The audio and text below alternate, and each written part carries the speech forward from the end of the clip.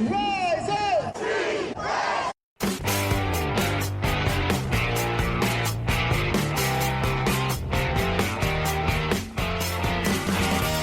This is the Rise Up See Red podcast, all about the Arizona Cardinals and the NFL, featuring insider and outsider perspectives. Enjoy the best hour of Cardinals talk on the web.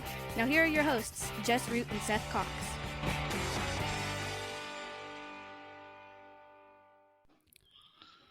Hello, Arizona Cardinals fans, and welcome to the latest edition of the Rise Up See Red podcast. I'm your host, Jess Root from CardsWire.com, the USA Today NFL Wire site covering the Arizona Cardinals.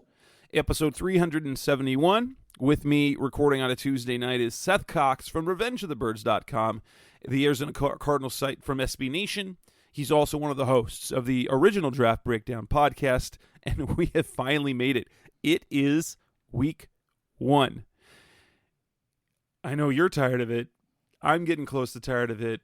The debate, what's happening, but aren't you glad that we're finally going to have real football and injury reports and roster moves and actual games being played? So Thursday night, the season begins. Bills-Rams with the Cardinals playing Sunday afternoon at home against the Kansas City Chiefs. Seth, how excited are you for this season?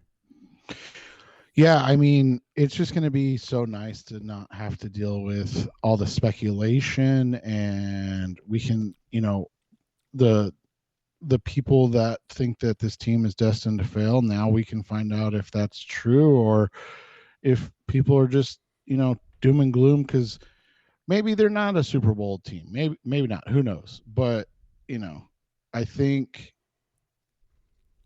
going into the season and saying, okay, maybe we don't see them right now as a Super Bowl contender, but they're a playoff contender. I don't know if that's a bad thing because it used to be, I hope that they win 5 or 6 games this year. And so, I don't know. If everything goes right, they could compete for the playoffs. Yeah. And so now it's like you kind of expect them to be competing for the playoffs and that, they're a team that's going to be competing late in the season. And now it's like, well, that's not that good. And you're like, wait, what? So, I mean, we'll see. I mean, you and I, we'll talk about tonight. We're a little, I don't want to say higher as in again, I don't think you or I think that they are going into the season Super Bowl contenders. Things change during the season as players improve and not improve or get injured or different things. However, we do think that they're spoiler, we do think that they're a team that's going to compete deep into the season for a playoff. And I'll be perfectly honest, I believe that this team has a Super Bowl ceiling because I feel the offense is that good. I think the offense, with growth from Kyler Murray, you've got a deeper skill set, the deeper skill players, the receiving core, tight end, running back. They are loaded offensively. So as long as health is reasonably okay, they should be able to score points with relative ease this year. And so the defense, as long as it's not horrific, they're going to be a good team. They're going to be in position to win a lot of games. And yeah, that's kind of my thing, is that I think everyone's focusing on the wrong thing. And maybe Cardinals fans don't know how to enjoy having a good thing. Having a franchise quarterback who can win games. Well, and as you said, it puts you in a position every week to compete, yeah. And that's a unique thing. Yeah, it is. And the roster's not perfect, but there's, find me a perfect NFL roster. Even the champion Rams. They've got a quarterback with question mark about his arm health. They're replacing players on the offensive line. They lost players in their secondary. They do have a star at every level of their defense, but one of the stars is aging. and they look different at receiver. They're definitely not a perfect team. The Bills look like they could run away with it this season. As long as Tom Brady's around, that roster is very talented. Aaron Rodgers keeps the entire the AFC West looks like juggernauts. But what we're going to do in this show, episode 371, we're going to kick things off by making our projections. Maybe a little bit game by game, depending on how each one of us goes about it. I'm going to go more of a grouping route. Then we're going to talk about some of the predictions that are out there. We're going to talk about the Jalen Thompson extension, the injuries that are on the roster right now, and then we'll look ahead to their Week 1 matchup against the Chiefs, give our predictions, give things that we're planning on looking for. Should be a fantastic game, but season projections. I'm going to hold by what? Now, if I'm going game by game, I like to look at, rather than game by game, I like to look at the schedule in different parts. How the Cardinals do in different parts of their schedule. Not even like first part, like first quarter, second quarter, third quarter, fourth quarter, but if you look at how the schedules are built, so you're going to have 6 games in the division, so you got to look at how they're going to do in the division. How are they going to do against the AFC West, because they have 4 games against them? How are they going to do against the NFC South? They got 4 games against them. And then you have 3 second-place games. So you've got the games against the Eagles, the Vikings, and the Patriots. And so I kind of look at how I view those teams and how I view the Cardinals going for them. And so I want to look at the schedule and think, what do I think they're going to do? And I think that the Cardinals, on the low end, are a 9-win team.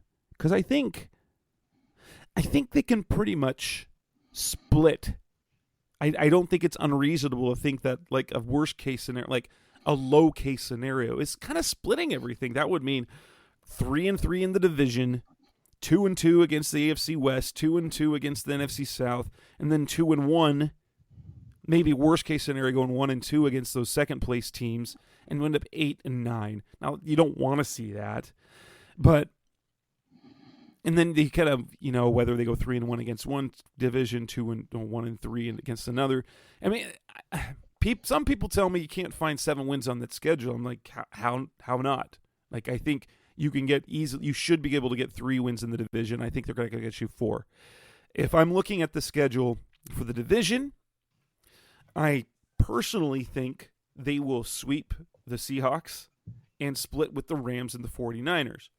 I could also see a scenario where they sweep both the 49ers and the Seahawks and get swept by the Rams. But in either case, that's 4-2 in the division. That puts them 2 games over 500. How do you see them playing out in the division themselves?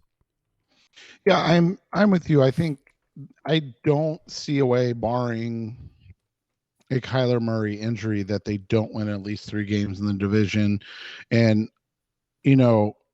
like you said, the Rams are an extremely good team, but the Cardinals went into LA and just mopped them up last year like it was nothing.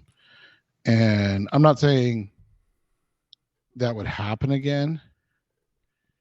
Well, and even the game that they won in Glendale, while the Rams had control of that game, the Cardinals, Kyler Murray kept him in that game down to the stretch. Now, the playoff game was a different story. That was a disaster. But the Cardinals blew the doors off the Rams in LA and kept with them in that second game. Yeah, and so that's the thing, is like, I'm not going to say that they're going to beat the Rams. Like, I'm not, but like just writing it off of, oh well, they're not going to beat the Rams at all. Like, that's a silly thing to me, and not something I agree with in any way, shape, or form. When you look at it and you kind of go through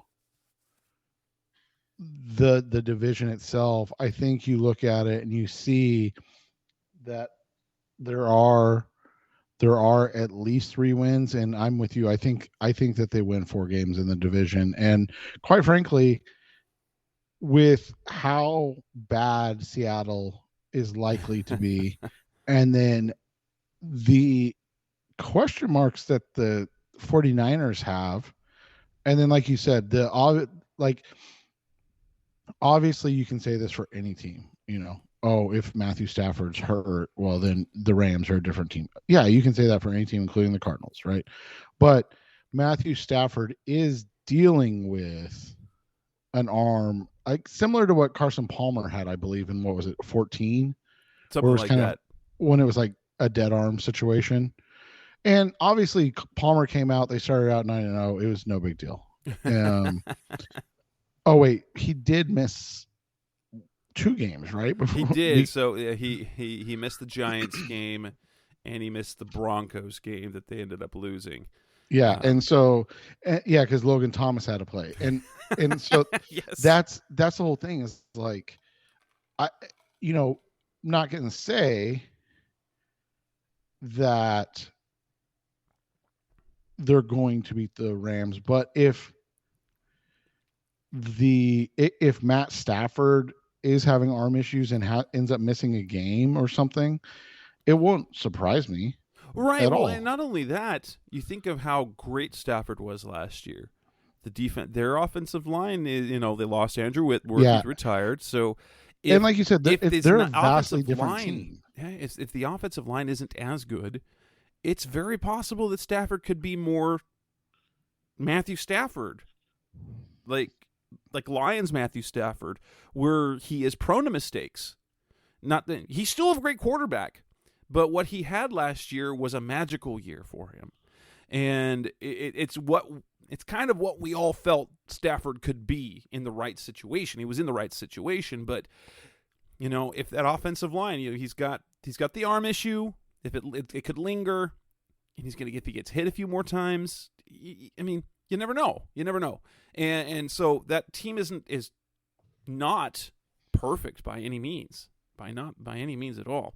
So, yeah, I just think if we believe the Cardinals are a contending team, now if you believe that they're a garbage team, which some people somehow believe, maybe you don't see that, but I say 4 wins, and because this is look at the team, the roster. There are holes, but this is a team that expects to win, did a lot of winning last year, and is unsatisfied with how the season ended. Teams like that, with any sort of resiliency and competitive spirit, tend to bounce back from that or fall apart, but I don't think that they have the type of roster that's going to fall apart, especially early in the season. I think the adversity that they're facing early on actually might help them later in the year, especially if they show that they can overcome some of that early, injuries, DeAndre Hopkins suspension. Let's at the AFC West. That's their since they have the first 2 games of the season against them. That is a very, very, very, very tough division. I think it's completely reasonable to think they can get 2 wins out of that. I think, while my initial when I wrote the preview for USA Today Sports Weekly, and I had the Cardinals eking out a win over the Chiefs in Week 1. That was also before we knew that, Marcus Golden and Zach Ertz are going to be game day decisions to play, which changes things. But I still think the Raiders, especially early in the season, are beatable. I think the Chiefs are beatable. I think the Raiders are beatable. Then you get the Chargers at home, and then you get the Broncos on the road. I think it's not unreasonable to believe that they will split those 4 games. And I think they go 2-2 in those games, whether that's picking up a win over the Raiders next week, and then one of their 2 home games, and then maybe even, getting beat by a very talented Broncos team in December on the road. But I think I can wrap my head around 2 wins in the AFC West. Yeah, I mean, here's the thing. It's tough to break down the AFC West in general. when you look at that division, you kind of hit on it. You've got a really unknown situation in Denver. We know that Russ was good at times last year, but he's 33 now. He'll be 34 this year. And I'm not saying he's going to go downhill or anything, but like this is the age where quarterbacks start, if they fall off, it happens now. And then it's pretty, quick. So I'm interested to see how that works. Nathaniel Hackett, Edger, Avaro, their DC, like Nathaniel Hackett's their head coach, Avaro, their DC, like this is their first coaching gig, and it's not like it's gonna be, no, I don't mean this disrespectfully. It's not like they're coming in to coach the Cardinals after the Steve Wilkes year. Like that was a team that was talented enough to be a playoff team last year, but the quarterback play was, right. And then they fired a very veteran defensive oriented head coach to bring in a young, offensive head coach. It's a ballsy move, and there's a lot of unknowns to that. Obviously you talked about the Chiefs situation. Like their offense is going to be good, man. Like I'm just of the opinion that Mahomes is one of those guys that's kind of teammate proof on offense. kind of. I do think though they might not be as explosive. Well, and my bigger question is, are they going to be as in sync in game one? Exactly. Because they have Valdez-Scantling and Juju Smith-Schuster that they're obviously, I'm not like super worried about, or I am worried about in the sense of we're not, it sucks that we have to play them, but Kelsey and Mahomes are going to do their thing. Like it is what it is. Hopefully that's why Isaiah Simmons is, going to blossom into a star this year. But, is Smith-Schuster and Valdez-Scantling, are they going to be on the same page immediately with Mahomes? And then defensively, they've got a lot of athletic players, but outside of Chris Jones on the defensive line, they're older on the edges, and Carlos Dunlap and Frank Clark. And then Willie Gay has not been great yet. Nick Bolton was really good last year, so we'll see how that turns out. But they're starting some question marks at corner, including a rookie in Trent McDuffie, which you would hope that the Cardinals would be able to, yeah. And they lost Travaris Ward, they lost Tyrann Mathieu, which makes them and Steve Spagnuolo defenses tend not to start the year well. Yeah. And then you look at the Raiders, obviously they added Devontae Adams, but this is like a whole new. You have a new offensive system, you got a new defensive system, and they're catching them early, which is good. Yes, that's been my thing with them, is that they're not going to be their finished product yet. Neither the Chiefs or the Raiders are going to be their finished product yet. So you're going to have to play those teams. It's perfect to play them at the beginning. Yeah, and outside of Colton Miller, they have a ton of question marks on the offensive line. Like a ton of question marks. They have two great receivers and a great tight end in Devontae Adams, Hunter Renfrow, and then Darren Waller. But like they have a ton of question marks along the offensive line. So, and then their defense, I know people are super concerned about Chandler Jones coming back, but their cornerback situation might be worse off than the Cardinals, and their linebacker situation leaves a lot to be desired. And then there's stuff up the middle, like Crosby and Jones are great on the edge, but after that, I have more questions than answers. And then, here's the thing. Everybody loves the Chargers. Everybody's falling in love with the Chargers. You and I both think that they're going to be a good team, but throughout the Chargers' history, they're the team that always it comes just a little short. Yeah, they're the team that always. Yeah, exactly. I think that's the best way to put it. they fail to meet the expectations. Last year they were 9-8. They were 5th in points for, but 29th in points against. And I know that they made some, additions, but Khalil Mack and J.C. Jackson. Yeah, Khalil Mack is older now. But pairing with Nick Bosa, I mean Joey Bosa, that's something. Yeah. Oh yeah. He's and that's the thing is like Khalil Mack's still great, but they've had injury concerns with basically everybody on their defense. So we'll see how that kind of works out. And that's the thing. So like, I'm not going to say that again, I'm not like, oh, the Cardinals are definitely going to beat the Chargers, but like you look at it and you're not like, oh yeah, that's a definite loss for the Cardinals. And that's how I kind of look at all of these games. Like you said, is, the Cardinals, Chiefs, the Cardinals at the Raiders, the Cardinals, hosting the Chargers, and then going to Denver late. Like you said, 2 wins makes a lot of sense. And if you give them 4 in the division, that puts them at 6. Correct. And now all of a sudden, they just need to win a game to get to that 7 mark that people are like, oh, they'll be lucky if they win 7 games. And then they play the NFC South. And in the NFC South, what we know is that there's one team that really is it, or is it. There's one sure team, and that's the Bucs.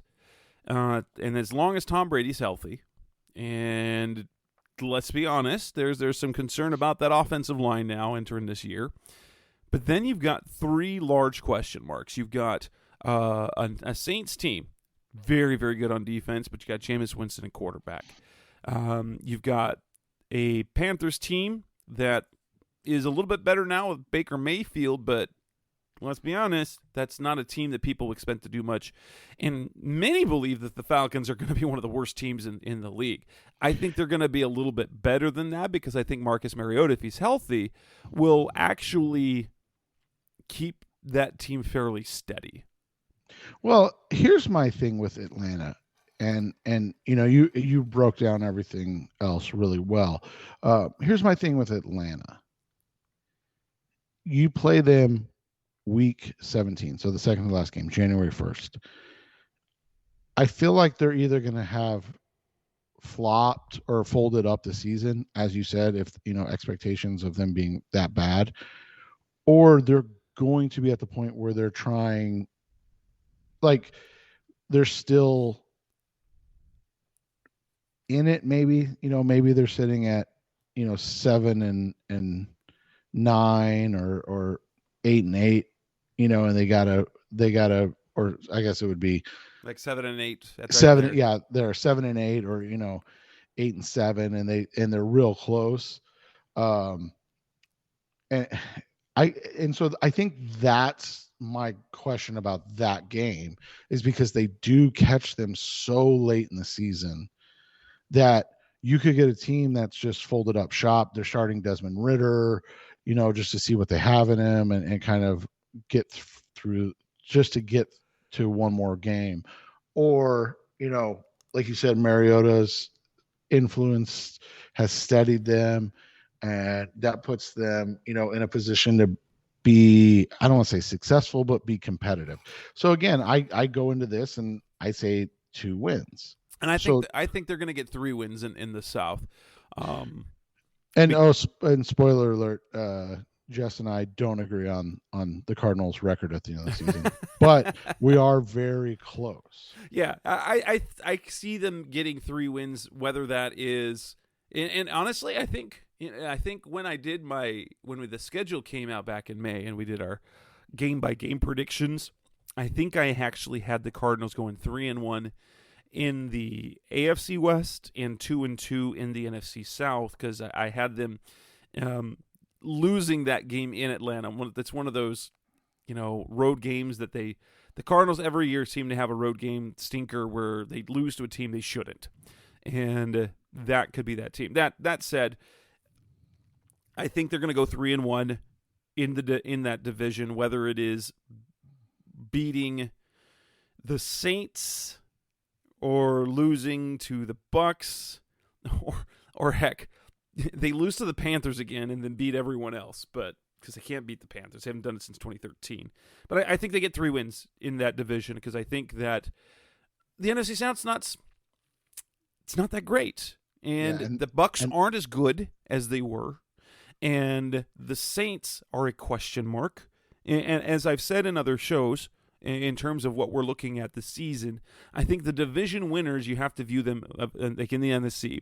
The same division winners are the favorites to win their divisions. And so if you're looking at the wild card race, you've got 5 real teams that are going to compete, in my opinion. And that would be the Cardinals, the 49ers, the Eagles, the Vikings, and the Saints. And I think the Cardinals have the best. So the Cardinals have the best quarterback situation of those 5 teams. And they were the better team last year. And so, we look at teams like the Saints. Now, with an elite defense, do you trust Jameis Winston to be healthy for the whole season and to play mistake-free? That's what we're going to see. Has he taken enough steps forward in his play to eliminate the negatives? We know he's a playmaker, but he's also a mistake maker. Can he trim those mistakes down? That said, I have them winning 3 games in the NFC South, which gets them to 9 wins, in my opinion. And I have them at 2, which puts them at 8. So that gives you your kind of miscellaneous, jumbled up group that includes the Eagles at home, Vikings, and the Vikings on the road, and the Patriots at home. And again, I look at those games. I'm not going to say that Vikings game, I'm just going, oh, it's on the road, I'm taking the Vikings. But I think the Cardinals match up really well with the Eagles. And I think that the Cardinals match up really well with the Patriots. And for that reason, I think that they win at least 2 of those games because Minnesota is a good team, but I have a lot of the same question marks with Minnesota that I did about the Raiders. Or no, sorry, not the Raiders, the Broncos. That brand new head coach and new philosophy. And they still have Kirk Cousins as their quarterback, who's a good, but is he good? Kind of quarterback. And the defensive situation is interesting to me. So Kevin O'Connell is another one of the hot shot guys, right? You look at Ed O'Donnell or Ed Donatel, sorry, Ed Donatel, O'Donnell, sorry. He's really underachieved as a DC outside of last year in Denver. You look at it, he was 25th in 2020. And then the last time he was a DC before that, he was in Atlanta from 04 to 06. So, I mean, I'm not going to say, he was with the Bears as a secondary coach for 4 or 5 years. Like, I have a lot of questions about that team. That this was an interesting, ballsy move by Ziggy Wilf to go to Kevin O'Connell, who I think he's like close to the same age as Kirk Cousins. And I know that doesn't matter. We've seen Sean McVay's Matthew Stafford, Yeah, and we've seen Aaron Rodgers and Matt LaFleur. Thank you. But yeah, like they're literally like Cousins just turned 34 and O'Connell just turned 37. So like, it's just, I don't know, man. Like we'll see how this works out, but like that's why when people are just like kind of chalking that up as a loss, and I get it. I do understand that people like drastic changes and think that it instantly makes everything better. And I'm not gonna. I mean, you and I aren't on the inside and don't follow the Viking situation like we do the Cardinals. But the reality is like they were in a position under Mike Zimmer where they were competing for the playoffs literally every season. And the last time they made a move like this where they fired a coach that they kind of competed with most of the time, you saw them in flux a lot. Obviously that was a long time ago, and we're in different situations, but I just don't, the grass is always greener thing just doesn't make sense to me. And maybe that's because I'm a Cardinals fan, and it's like I'm like, oh yeah, just fire your coach, that'll fix everything, because it doesn't ever work here. It doesn't. But like, I'm just not ready to be like, oh yeah, they're definitely going to beat the Cardinals, because now they have Kevin O'Connell as their head coach. And you look at some of the, you look at what they have. I like a lot of the stuff that they have, but they're starting Jordan Hicks, they're starting Patrick Peterson.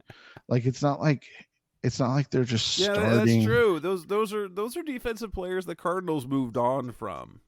And so, we'll see if they were right or not. But, I just kind of look at it. And so, long-winded rant short, I see another 2 wins, and that gets them to 10. So ultimately, the both of us view that this is a team that will win double-digit games and will make the playoffs. And that's sort of my mindset for this season. And I think their floor is 7 or 8 wins, and that's floor, barring Kyler Murray. But like, if Kyler Murray is healthy, relatively healthy for the whole year, and even if they suffer big injuries elsewhere, I still think this is a 7-win team floor with a ceiling of about 13 wins. I think this is a Super Bowl ceiling team that will compete in the playoffs. I'm not going to predict if they're going to win one in the postseason, but I think they will be better prepared for the postseason than they were a season ago. Yeah, and I think that they're looking at the faults of the previous seasons and trying to address them in that way. And that's why I would look at it. Everybody knows kind of my thing of, like, barring obviously catastrophic injuries. If I say a team's going to win 10 games, I think that there's this two plus minus 2 situation where, you're looking at an 8 to 12 win team. So I usually kind of dive right in the middle there and say 10, because there are a lot of fluky things that happen in the NFL. I think that's the other thing you have to look at. We talked about it earlier. The Cardinals just going into Tennessee and LA and just jack stomping both teams. Nobody saw that coming. Right. And so to just like be like, oh, this team is, a 7-win teem. And, we'll get to it later. The fact it was a 7-win team in 7 games. Yeah. And remember, the team they beat in the first game was coming off an AFC Championship game loss, a close one, a nail biter, and then they had added, the pieces that were going to get them over the hump. So it's always, like I said, it's always easier. And I think a lot of it comes down to Cardinals fans and Arizona sports fans in general are understandably broken after the Phoenix Suns situation the last 2 years, where they're like, and you can throw in the Cardinals, faltering down the stretch in the regular season. They're like, all right, I'm not getting my hopes up. Prove it to me. Like, until you actually prove it on the floor or the court, I don't believe you. Coming up next on the Rise Up Series podcast, the best Cardinals talk on the web. Let's move on and let's talk about some of the predictions that are out there. Why we think that they're on target or not, or what we think about them in general. It's coming next on Rise Up Series. We're back on the Rise Up C-Red podcast, the best our Cardinals talk on the web. We've given our predictions for this season. Both of us see double-digit wins and a playoff appearance, probably not winning the division. But there are some predictions out there. Some are less predictions as it is likely outcomes. Kyle Odegaard, formerly of azcardinals.com, now working for Compare.bet. He does NFL analysis. He broke down the Cardinals season and sees them going 7-10. CBS Sports, I believe, has them at 6 wins. But in an interesting thing that I found, ESPN's FPI, their Football Power Index, it's not a prediction, but has the Cardinals being more likely to win than lose, so greater than 50% odds of winning a game in 13 of their 17 games. And so if you're looking at the odds or likelihood that ESPN's Football Power Index kind of views them as a potential 13-win team. The teams or the analysts that see the Cardinals losing double-digit games, we'll put it this way, losing double-digit games, are they looking too much at last year's team as opposed to looking at their roster right now? Or where are they getting it wrong, in your opinion? I think it's just like what I just said. It's the prove me situation. You got to remember, we were guilty of it too. A lot of people bought in that this was not just a good team, but a Super Bowl contending team. And they had that loss against the Packers, and people were still like, all right, it's not a big deal. I mean, it's one game, and if AJ Green turns around, they win the game, whatever. And then, they faltered, and people were like, well, I'm not buying into this team ever again. They got to prove it to me. And I do get that to an extent. It's tough to buy into a team that's shown you that they're not complete. Or that, maybe, like you said, everything has to go right for them to be a Super Bowl team. But it's the same people who are writing off the Cardinals are penciling in the Green Bay Packers as, a 12 or 13 win team with, or the 49ers winning 11-12 games. Yeah. That is the one thing that puzzles me more than anything else. Especially, I get partially on the betting odds because the Niners have traditionally been a national team. So they will always have inflated odds. But let's not forget the 8-31 record, or so 8-28, I think is the record. 8-28 record that Kyle Shanahan has when anyone other than Jimmy Garoppolo is starting at quarterback. Jimmy Garoppolo 31-14, anybody else 8-28. I'm not saying Trey Lance is going to be, but Kyle Shanahan has not proven that he can have a winning team other than with Garoppolo. Yeah, and I mean, you just look at, like I was talking about with the Packers, Aaron Rodgers is going from Devontae Adams to Sammy Watkins and Alan Lazard, and it's not that Alan Lazard is bad by any means. I think he's actually a good ball player. Don't forget Romeo Dobbs or whatever that kid is. Right, and so that's my point. It's you have just so many question marks.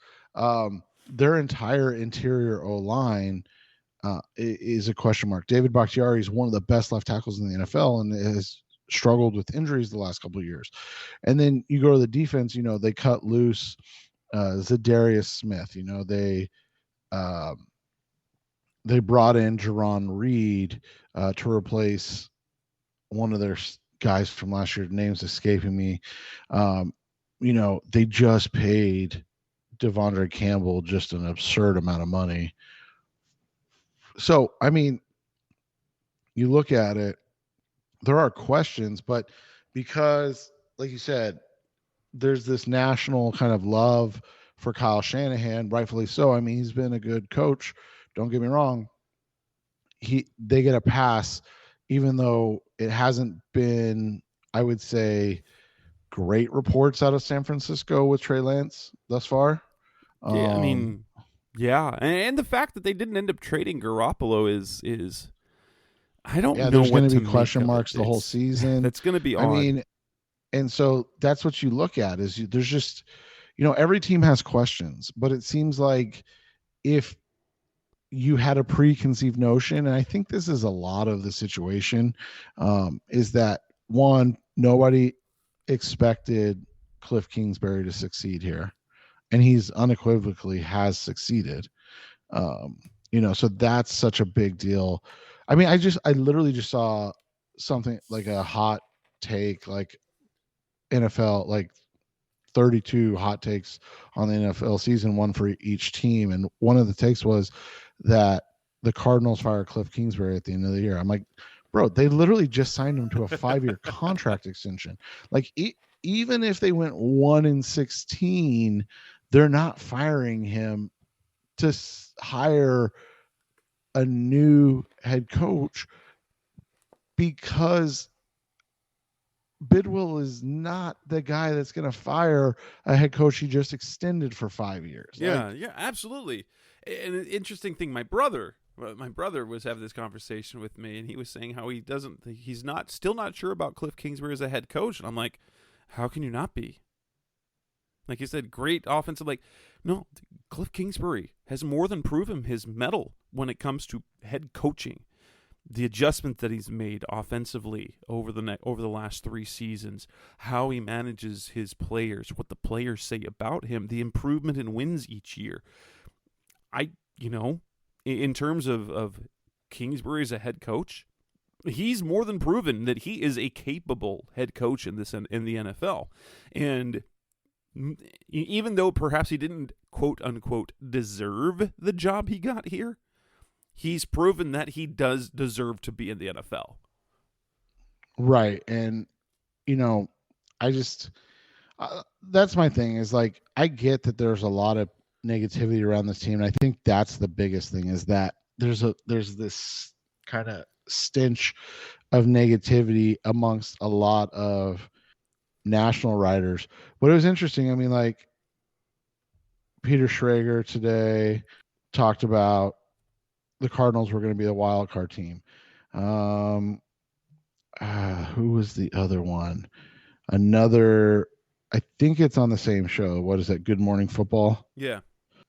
I could be wrong. I swore it was one of those guys. But another national pundit had the Cardinals winning the NFC West. That's a possibility. I don't think it's a probability, but I see that's where we bring in the Jason McCourty.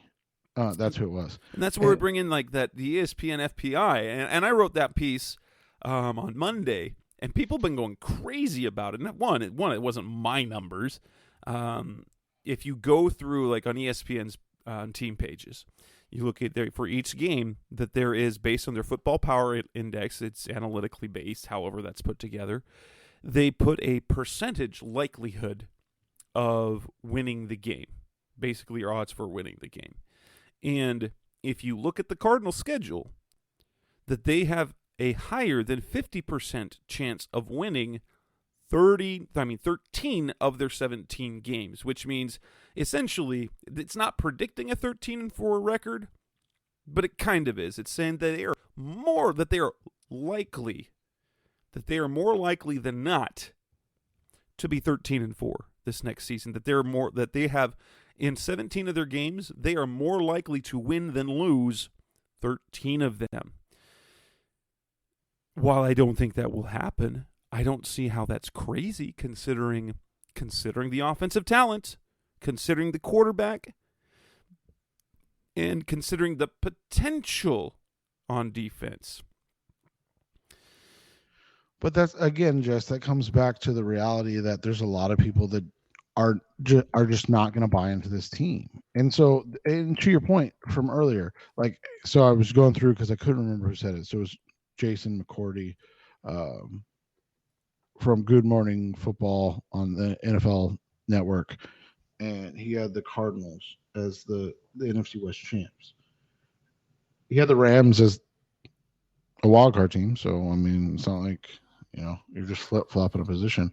But Kyle Brandt on the same show had the 49ers winning the NFC West. That's absurd in my opinion, but that's but that's my point. Like, why is that less absurd? Right.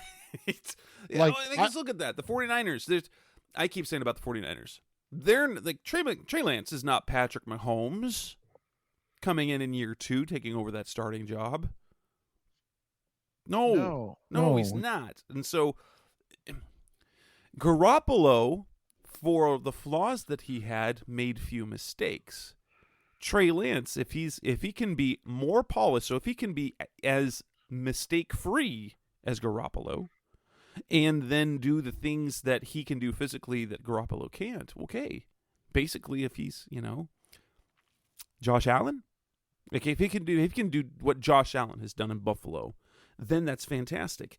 The thing is, Trey Lance is not as polished. It never was as polished a prospect as Patrick Mahomes. Well, so to expect that sort of jump from him, I think is setting him up to fail. Well, people forget this. And again, we're not calling him out by any means, but Trey Lance played in 19 games in college. 19. He had great numbers. He threw for under 3,000 yards, but 30 touchdowns and 1 interception. But they didn't throw the ball much. They ran the ball all the time. Right. He had 318 passing attempts coming out of college. To put that into perspective, Kyler Murray had 377 pass attempts in his Heisman season at Oklahoma. Patrick Mahomes had, I believe, he had 364 his sophomore year and 388 his junior year at Texas Tech. Like, even like a guy like Josh Allen, he, who was much maligned and had a lot of question marks. Allen had 373 throws his sophomore year. It's crazy to expect a MVP-like season, which is the jump that we're discussing for Lance to make, for the 49ers to be, the best team in the NFC West and a Super Bowl contending team. But that's my thing. Is like you said, I think how is it less absurd to pick the 49ers to win than to pick the Cardinals? Right. But I think you hit the nail on the head. You hit it right on the mark when you talked about, like, the Niners are a national team with a national fan base. The Packers are a national team with a national fan base. The Cardinals, from a fan base perspective, they have a very small following outside of Arizona. They're very close to, like you said before, like the Falcons, like basically the NFC South. And the Saints, are the most ravenous of that group. But like, even and this is like inside baseball stuff, but like Jess and I, running sites, get the stats for all the teams, and one of the like least trafficked sites is the Tampa Bay Buccaneers sites. It's crazy. And we're talking about a run with the greatest player of all time, and the diehard Bucs fans care, but nobody else does. Now, the difference is the Bucs have the greatest player of all time. So, like, you never bet against Tom Brady. Like, it's just right. That's almost one of my mantras when it comes to making betting pick is don't bet against Tom Brady. Right. And so, yeah, just when it comes to that, like, it's just, that's how it kind of works. If you're not, if you're the Cardinals, the Jaguars, the Texans, the Falcons, you have to sustain longevity of success before you're going to be looked at. And you look at like the Falcons Super Bowl run, there were very few people picking them to go to the Super Bowl that year when they lost to the Patriots. And it's just because, people were in a lull with Matt Ryan. Oh, he's, a choke artist. He can't win the big game.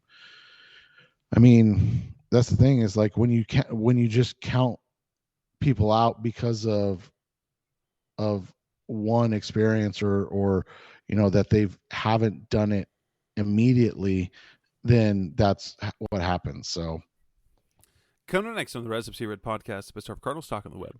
Jalen Thompson got a big contract extension. What does it mean?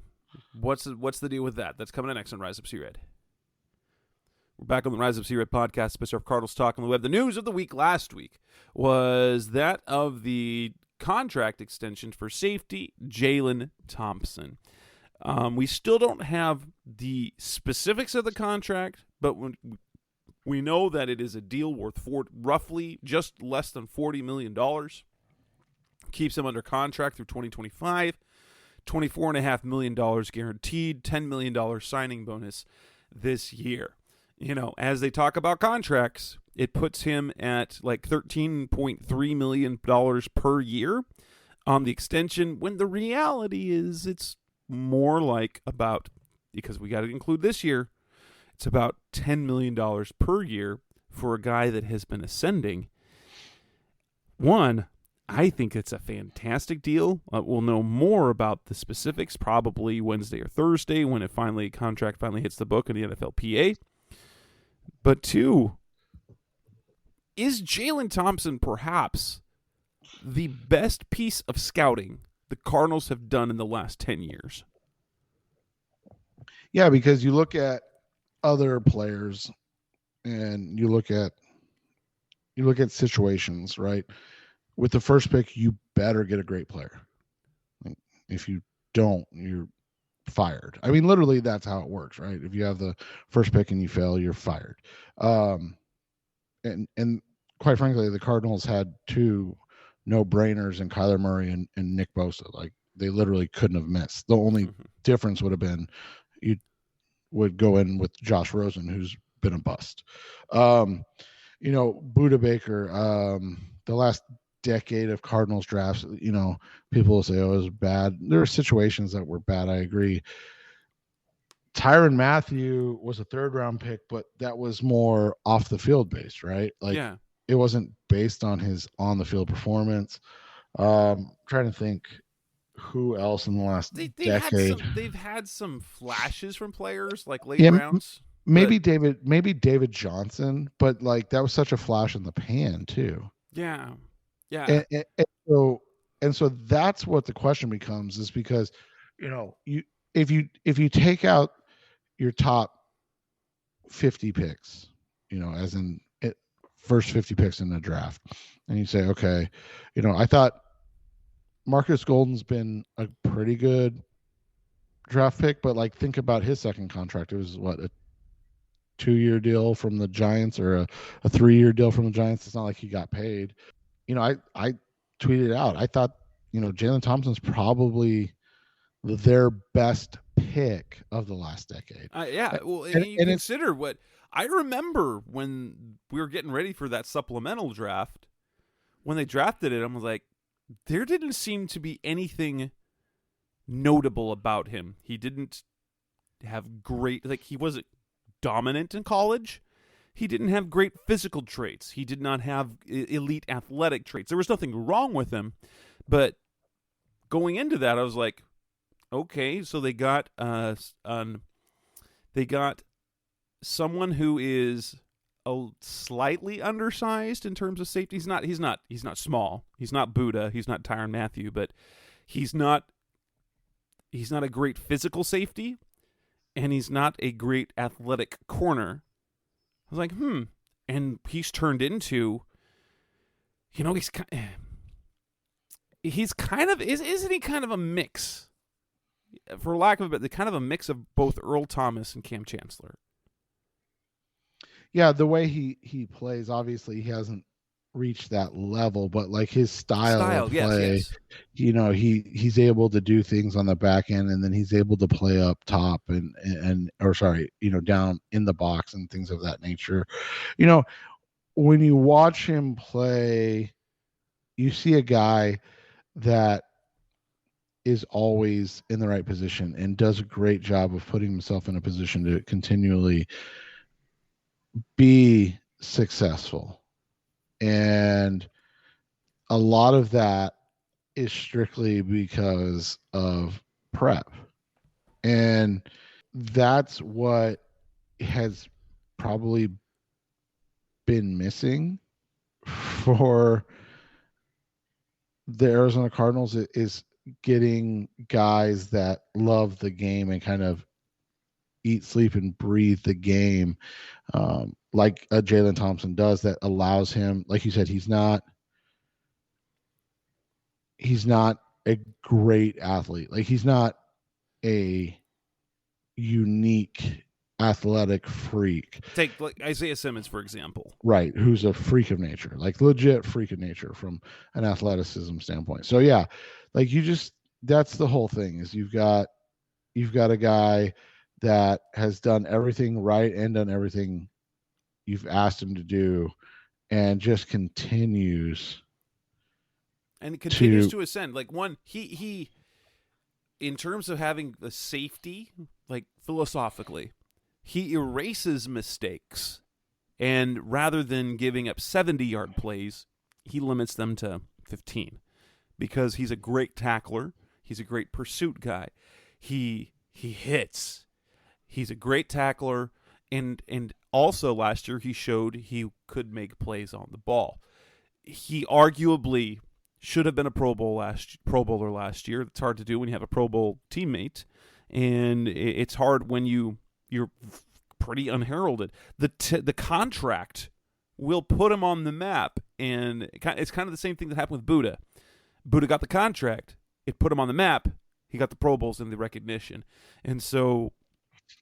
Or even DJ, yeah. And now, what's kind of nice is that you got him under contract a year past Buddha. And there were, if we listen back to some audio, let's go back a year, 2 years. Vance Joseph said something that he's not as good. He's not on the same level as Buddha yet. They saw potential greatness in Jalen Thompson after that first year. The way they were that excited about him, and now they're paying him like a top safety. But they're not. The thing is, they're not paying him too much, considering, and it looks like this is a very doable deal to have both Buddha and JT covering the back end without a problem the next few years. And then think about it, they have Byron Murphy that they're hoping takes that step. They just traded for Trayvon Mullen, who they're hoping regains his vigor of his first 2 years in the NFL. If these guys can all get signed and locked up, you're talking about a very young secondary with 3 to 4 key pieces. Yeah, which is unheard of. And I want to see the breakdown. It sounds like, so if you've got a $10 million signing bonus, his cap hit this year was going to be about $2.5 million. I think his cap hit will go up a little, because I imagine his year one salary that'll be this year will be about $1 million. He was due to make 2.5. They've paid him 10, and so he'll probably be looking at about a $3.5 million cap hit for this first year, and then it'll go up from there. But it's a very doable deal. I don't know. And that goes to the other contract extensions. You've got guys like Marcus Golden, Byron Murphy, Zach Allen. I don't think Zach Allen is going to be a candidate for that. Can we hope to see something like this for Marcus Golden or Byron Murphy in the days to come? I'm not sure. I'm not sure that you can afford to pay. I'm not sure you can afford to pay Murph what a young corner is worth. at this juncture because he hasn't shown enough. Whereas, like you said, like Jalen's very underrated by the masses. Playing a position of safety where he doesn't get a lot of run because of his teammate, and then like we talked about earlier, he plays on the Cardinals. It's a difficult situation. Golden, we talked about, man, like I would have signed him or offered him, I don't know if he'd take it, like a 2-year $25 million extension already, and locked and like 18 guaranteed, like high guarantees. I'd be like, dude, we'll give you one last kind of paycheck, even if I would even go up to 30 with him, because you just have so little on the roster. but now you're putting it in a weird position, because like if you get something or you see something in Myjai Sanders and Cam Thomas, maybe you save yourself. But I wouldn't have risked it at that point. Right. Coming up next on the Rise Up See Red podcast, Mr. Cardinals Talk on the Web. Let's move on and talk about some of the injuries. And before we go talk about the preview. So, got some injury issues in week 1 already. That's coming up next on Rise Up See Red. We're back on the Rise Up See Red podcast, Mr. Cardinals Talk on the Web. The Cardinals didn't play their starters in the preseason, and yet still entering week 1, they have a number of players, starters, whose availability is in question. Antonio Hamilton, cooking accident, freak accident, severe burns on his feet. He's going to be out at least 4 weeks. Other players to be concerned about who missed practice on Monday didn't have an injury report, so that won't come out till Wednesday when you guys are listening to this show, or after the injury report came out. J.J. Watt didn't practice. Marcus Golden didn't practice. Zach Ertz didn't practice. Trayvon Mullen didn't practice. Colt McCoy didn't practice. And it sounds like Zach Ertz and Marcus Golden are truly questionable after they haven't. If this is the same situation as it was at the beginning of August in training camp, Zach Ertz tweaked his calf. Marcus Golden dealing with a toe, so I'm guessing it's something kind of like turf toe, I'm guessing. And here we are, the first weekend in September, after the first weekend in September, heading into week 1, and they're still not back. For me, those are the two most concerning injuries, because, well, you're already down DeAndre Hopkins. The fact that you had Zach Ertz was going to be a big reason why you can weather that. In addition to the receivers, but you've got those receivers plus Zach Ertz. And then on defensive side of the ball, if your only proven pass rusher is Marcus Golden, and he's questionable to play, that is less than ideal when you go against Patrick Mahomes. Yeah, and Mullen's a concern just because it came out of nowhere, and that's always concerning. Golden's a concern because, as we just discussed, they don't have anybody else right now. So you're like, okay. So, the Colt McCoy situation, I'm not worried about unless it extends to he's needed, right? Of course. So, yeah, we might be looking at a scenario where Trace McSorley is the backup quarterback on Sunday, which, as long as he's not needed, that's no big deal at all. Right. And then, obviously, the Watt situation is always huge. I'm not worried about because he had COVID, and I think they're just doing a natural ramp up. And Monday being the last bonus practice, that he should be ready to go by the end of the week. I am interested in the Ertz situation because, well, I guess 6 weeks it's only been 4. Has it been 4 or 6 since he strained the calf? About 4 weeks. Yeah, that's not uncommon. 6 is usually it. So, it's tough.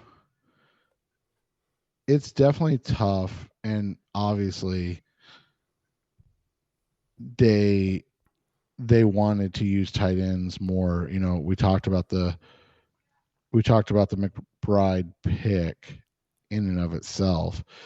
So, we'll see how this ends up, but it's not ideal. Clearly. So yeah, injury wise, it's just it's concerning. It's as simple as that. Especially when kind of the philosophy the Cardinals took for the preseason was to get their starters healthy, and yet even without they got limited practice reps, didn't play the preseason. They still managed to get hurt. It looks like Justin Pugh will probably be able to go. Cody Ford being in the lineup kind of now makes things a little bit easier. They're able to limit Pugh's practice reps and get Ford more so that he can get more comfortable with the offense. Rondell Moore dealing with he's day-to-day. I think he should be good on the practice field on Wednesday, hopefully. That first injury report that comes out, we'll get a better sense of kind of where things are. Which, selfishly, for our jobs, it would certainly be easier if teams disclosed information. But for whatever purpose that is, they're choosing to just wait till the injury report comes out. I mean, I don't get it. It doesn't really make that much of a difference in terms of gamesmanship, but nonetheless, Wednesday injury reports come out, we'll have a better picture as to what the injury situation actually looks like, how many guys actually miss practice, how many people are limited, and then ideally we get a mostly full team ready to face Mahomes on Sunday. Yeah, and that's obviously what the goal is, and like you said, recording on a Tuesday makes it slightly difficult because we don't see the first actual injury report. But it is concerning and is something to watch because, like you said, they tried to slow play the preseason to not have to worry about this, and then obviously from a fan perspective, it's a concern on day one or game one at least. Yeah. Coming up next on the Rise of C-Red podcast, special for Cardinals Talk on the Way. Let's move on and talk about the final segment. Cardinals-Chiefs. What do you expect to see? What are predictions? Our preview. That's coming next on Rise of C-Red. We're back on the Rise of C-Red podcast, the best of Cardinals Talk on the web. The Cardinals face the Chiefs. The Kansas City Chiefs this coming weekend. What are we to expect?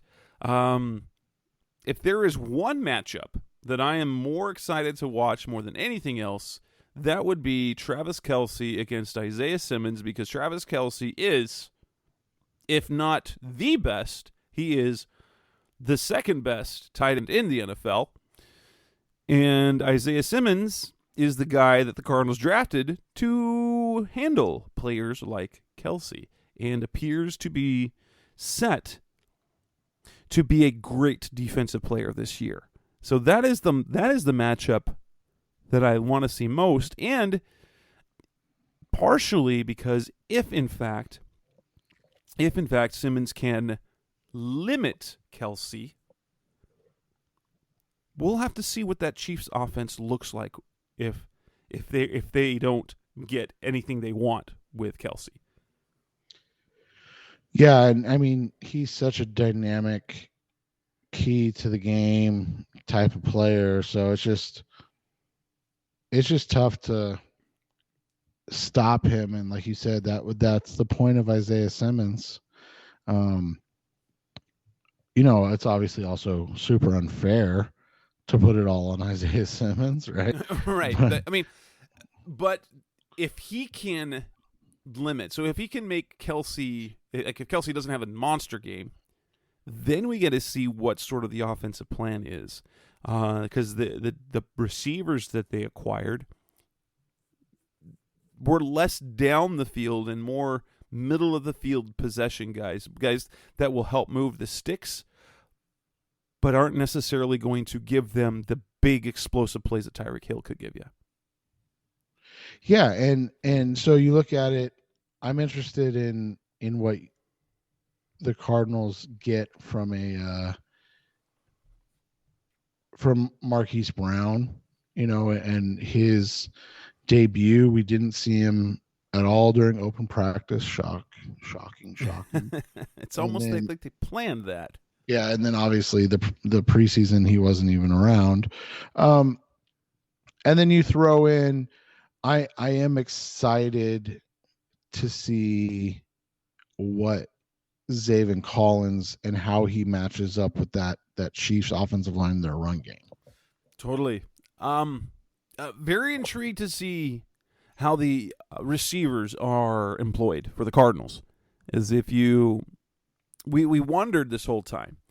And the depth chart, if this is going to be of any sort of revelation, any sort of clue, is they actually have Rondell Moore listed as the DeAndre Hopkins X receiver, and they have Marquise Brown Hollywood listed as their number one slot guy. Been wondering, because the Cliff has actually said about both, that Rondell Moore was going to have the Christian Kirk role, and he also kind of mentioned the same thing about Hollywood Brown after he was drafted. And so maybe we're going to see both playing inside and out. It appears A.J. Green will continue his role as the Z on the other side of the field, but I'm very interested to see how they use the receivers. And you know how Rondell Moore's role was a year ago, whether they use Greg Dortch to do that or whether they use their running backs to do that, as you know, Benjamin and Darrell Williams are co-number twos on the depth chart. Offensively, I'm super excited about what happens because I'm not super convinced that this Chiefs defense will be ready or capable to keep up with the Cardinals offense. The problem is the Cardinals have holes on defense, and they're thin at cornerback. You've got questions at the pass rush, and you're going against Patrick Mahomes. And so this game could have all the points. Yeah, and that's going to be what's interesting is are the Cardinals going to be able to keep up? They've done so in the past in game ones. They're 2-0-1. I think people underestimate the length of time and preparation for game planning for game one, and how much you're able to really scheme out stuff more. So we'll see how that works out. This is a great first test because you assume that outside of Buffalo, Kansas City is probably the number 2 team in the AFC right now. I mean, they're definitely one of the top teams. They're automatically a Super Bowl contender or Super Bowl favorite. With Patrick Mahomes doing what he does. Yeah, so outside of Buffalo and Cincy, because I guess we keep them respected right now. Yeah. They're going to be one of the best AFC teams. So you got to, like Jess and I preached, if you want to be the best, you got to beat the best, and they certainly have the opportunity to do that first and foremost in game one. How much do you think the Cardinals will have to surprise Mahomes? Like, how much new do we think we're going to see from the defense and offense, honestly? The biggest thing is I don't know what you're able to do that surprises Mahomes. Not that they won't try, but I'm just not sure if I think he's kind of at that point in his career where you probably can't do too much. Obviously, they got to get pressure, especially from the interior with JJ, and anytime they're blitzing, so he doesn't have time. And it'll be interesting, as you said earlier, to see what they look like without the potential explosive big play of Tyreek Hill. That's my biggest question is this offense still going to be as great? It's just going to be great in a less explosive, big play, 75-yard, 80-yard passes, or is it going to be philosophically different until they're able and confident in the new kind of passing game with guys that, obviously Mecole Hardman's very fast, but he has not shown to be dynamic like Tyreek Hill. Whereas, these other guys, and you look at them, you're not worried at this point.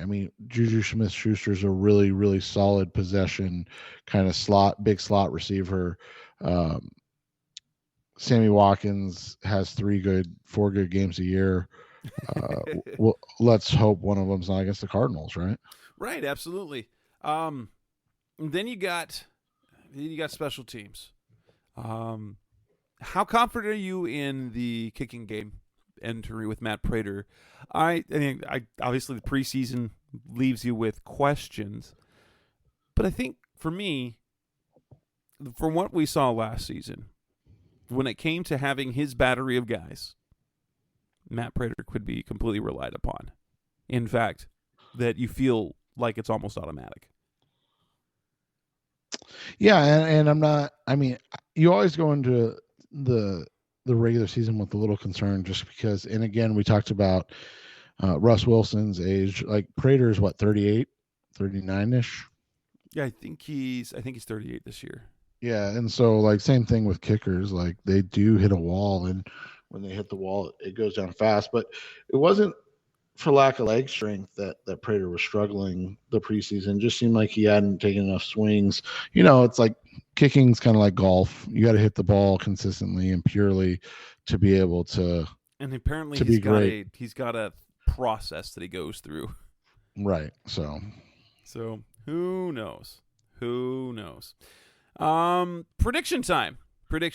My prediction is, and it changes without Ertz and Golden, but when I wrote for Sports Weekly for USA Today, that comes out in print on Wednesday.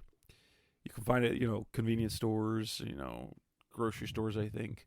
But I had the Cardinals eking out a win. I see this as a shootout, and with the Cardinals getting a last-second field goal to win 37-35, I am less confident in that if we're missing Golden and or Ertz, because they're two of the most important players on either side of the ball. If they don't play, I think it's a 35-27 Chiefs win, but it's closer than that. They pull away at the end to make it, the good old backdoor cover in terms of that sense. Yeah, and I would agree. And I'm going to take the Chiefs to win just because of the uncertainty right now. 34-30. So I think they win. I think it's going to be a close game. If everybody for the Cardinals that can be healthy is healthy, I do think the Cardinals will win this game. All right. And with that, we will wrap up this edition of the Rise Up Sea Red podcast, Mr. Cardinals Talk on the web.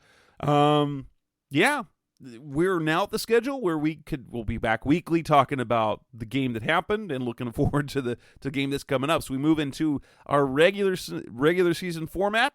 So we'll be back again next week. That's Seth Cox. I'm Jess Root. This is the Rise Up Sea Red podcast.